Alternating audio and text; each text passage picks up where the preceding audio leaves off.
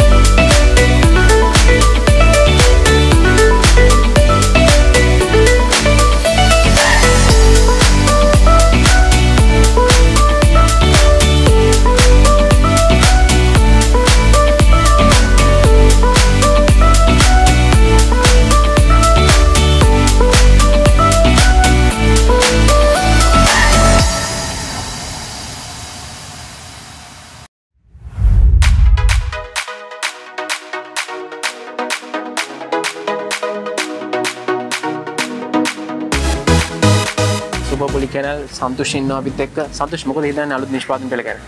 ඇත්තටම හොඳයි මේ බ්‍රීඩර්ස්ලාට මෙහෙම ස්පෙෂල් පැකේජ් එකක් විදියට يعني බ්‍රීඩින් කරන කට්ටියට වෙනම මේ වගේ දෙයක් කරපු එක ඇත්තටම හොඳයි.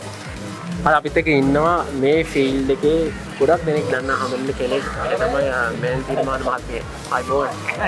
මොකද හිතන්නේ අද දවසේදී මේ නිෂ්පාදන පෙළ ගැන මේ ඉලිදැක්ක නිෂ්පාදන පෙළ ගැන? අපි ගොඩක් බලාපොරොත්තුෙන් හිටපු නිෂ්පාදන ටික අපි බලාගෙන හිටිය ලංකාවට කොයි වෙලාවෙ හරි මේ ටික එයි කියලා. ඉතින් ඇත්තටම ડોක්ටර් වාසල ඒක කරපු එකට අපි එයාට ගොඩක් ස්තුතිවන්ත වෙන්න ඕනේ. බ්‍රීඩර් කෙනෙක් හැටියට අපිට මම ගොඩක් ස්ටඩ් ඩොග්ස් පැත්ත මම කරන්නේ. මට ගොඩක් වමනාව තිබුණා ස්ටඩ් ඩොග් කෙනෙක්ට අවශ්‍ය කරන නියුට්‍රිෂන්ස් හරියටම එන ඩොග් මේ ෆුඩ් එකක් ලංකාවට එනකල් මම බලාගෙන හිටියා. ඉතින් ඇත්තටම මට ඒක ලොකු දෙයක්. ඒ වගේම මගේ ස්ටාර්ට් කරලා පැටව ගන්න බ්‍රීඩර්ස්ලා මම හරි ආසයි ඒගොල්ලොත් හරියට පැටව ටික හදනවාට.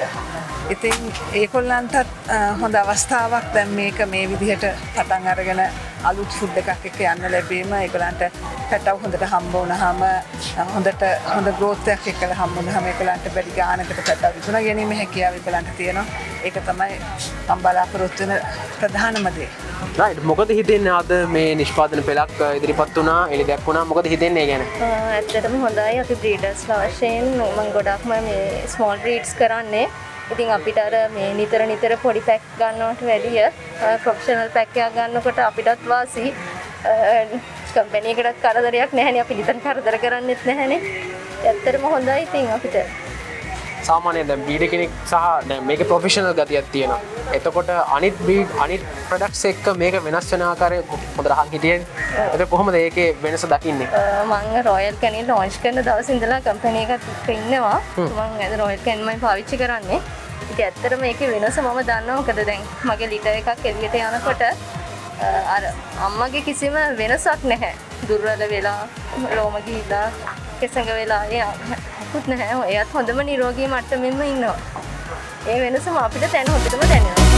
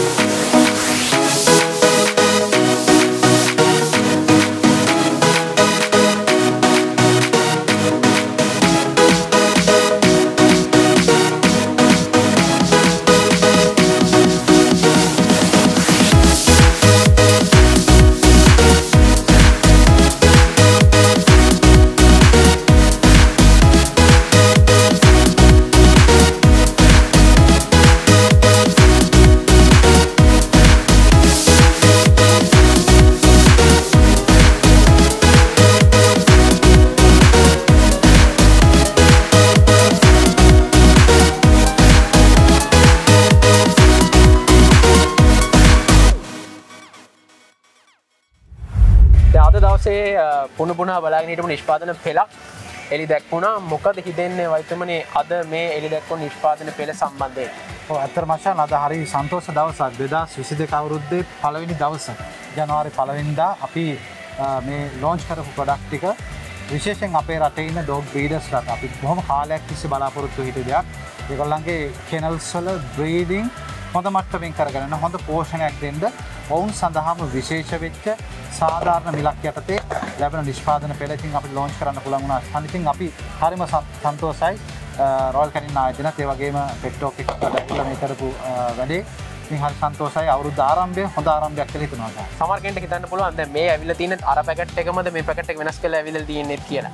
එහෙම වුණොත් මොකද ඉන්නේ? අසන්න ඇත්තටම මේ තියෙන්නේ සාමාන්‍ය රොයල් කැනින් නිෂ්පාදනම තමයි. හැබැයි ඩොග් බ්‍රීඩර්ස්ලා ටිකක් පාවිච්චි කරන ක්වොන්ටිටි එක වැඩි.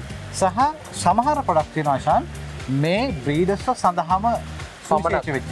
උදාහරණයක් විදිහට ගත්තොත් ඩොග් ෂෝ වලට යන කට්ටියට අපි අද ලොන්ච් කරපු show beauty performance show body condition කියන දෙක ඉතාම වැදගත් නිෂ්පාදන දෙකක් ඩොග් බ්‍රීඩර්ස්ලාට. ඒක බ්‍රීඩර්ස්ලාට පමණයි. සාමාන්‍යයෙන් එළියේ ඉන්න කෙනෙකුට තමන්ගේ සතා ලස්සන කරගන්න පාවිච්චි කරන්න පුළුවන්. නමුත් මේක බ්‍රීඩර්ස්ලාට විශේෂ වෙච්ච එකක්. දැන් අශාන් අහපු කාරණෙත් එක තව ටිකක් එහාට ගියොත් එහම අශාන් මේකේ තියෙන අනිත් නිෂ්පාදන සාමාන්‍යයෙන් එදිනෙදා ඔබ මෙතෙක් පාවිච්චි කරපු නිෂ්පාදනම තමයි. හැබැයි ඒ නිෂ්පාදන බ්‍රීඩර් කෙනෙකුට ගැළපෙන විදියට ඒ පැක් සයිස් එක සහ සමහර නිෂ්පාදන තියෙනවා ආශාන් පොඩි වෙනස්කම් කරලා තියෙනවා. මේ බ්‍රීඩර් කෙනෙක්ගේ අපි දන්නවා සාමාන්‍යයෙන් බ්‍රීඩර් කෙනෙක්ගේ ඉන්න සත්තුන්ගේ පර්ෆෝමන්ස් වෙනස්.